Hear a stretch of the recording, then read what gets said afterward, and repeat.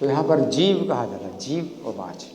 तो जीव बोल रहा है तो वो शरीर से अपने को बिल्कुल अलग मान करके अपनी पहचान शरीर से बिल्कुल अलग करके बोल रहा है जीव कि किस जन्म के मेरे माता पिता हैं।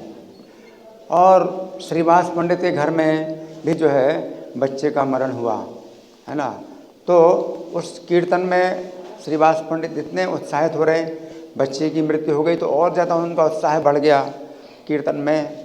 और जो घर की जो स्त्रियां हैं वो रो रही हैं, तो उनको जाकर के बोले कि तुम लोग जो है अगर रोओगी और भगवान के कीर्तन में अगर बाधा पड़ी तो मैं गंगा जी में अपना शरीर त्याग दूंगा। अगर रोने का धर्म है तो धीरे धीरे रो, कीर्तन में कोई बाधा ना पड़े। तो श्रीवास पंडित ने इस प्रकार से किया।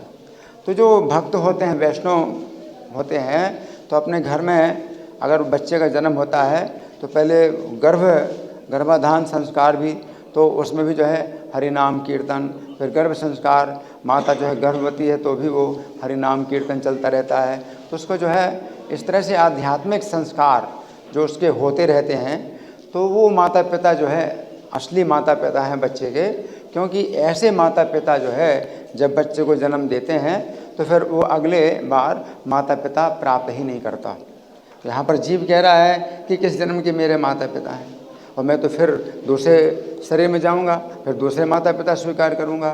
लेकिन जो जीव माता पिता के द्वारा आध्यात्मिक संस्कार प्राप्त कर लेता है और जब शरीर छोड़ता है तो फिर दोबारा माता पिता प्राप्त ही नहीं करेगा।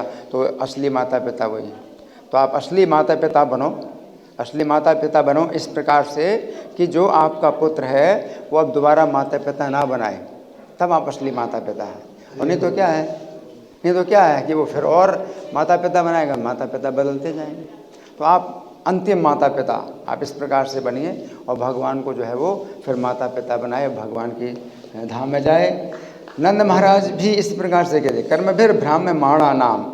यहाँ पर कर्मभिर भ्राम्यमाणा से लिखा है कि वो मैं कर्म के अनुसार जो है मैं भ्रमण कर रहा हूँ, एक शरीर से दूसरे शरीर में भ्रमण कर रहा हूँ। तो नंद महाराज भी कहते हैं कर्मभिर भ्राम्यमाणा नाम यत्र क्वापि सुरेच्छया। नंद महाराज अपने लिए कहते हैं कि हम भी कर्म के अनुसार जो है भ्रमण करते रहें तो हमें कोई शिकायत नहीं है, हमें कोई आपत्ति नहीं है। अपने कर्म के अनुसार जहाँ कहीं भी शरीर प्राप्त करने भ्रमण करते रहें। यत्र क्वापि सुरेच्छया मंगलाचरितैर्दाने रतिर्न कृष्ण ईश्वरे। तो हमने जो कुछ मंगल आचरण किए हैं, पवित्र पुण्य किए हैं, उसका हमें फल ये मिले कि कृष्ण जो ईश्वर हैं उनके प्रति हमारी जो है रति और मति बनी रहे।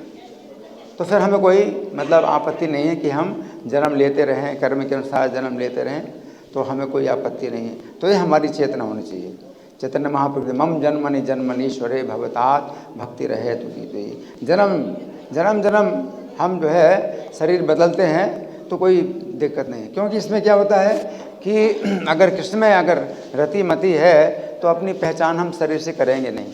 तो फिर शरीर मिलता है, शरीर छूटता है तो वस्त्र प्राप्त होते हैं और वस्त्र नया वस्त्र मिलता है। तो जैसे प्रभु जी ने बताया कि आप जो है रोज़ वस्त्र बदलते हैं, तो कोई इसमें खास बात नहीं होती है, विशेष कुछ भी कोई बहुत बड़ी घटना नहीं मानी जाती कि आपने बदल दिया शरीर। तो कोई जीव जो है अगर भगवान के प्रति उसकी जो है रति और मति बनी है तो शरीर से वो इसी प्रकार से लग रहता है कि आप जैसे शरीर का वस्त्र जो है आप बदलते हैं और धुला वस्त्र धारण करते हैं, उसी प्रकार से पुराना शरीर छोड़ते हैं, नया शरीर प्राप्त करते हैं। तो वो जो अपनी जीवात्मा की पहचान है वो अपनी जो है शरीर से बिल्कुल अलग रहे।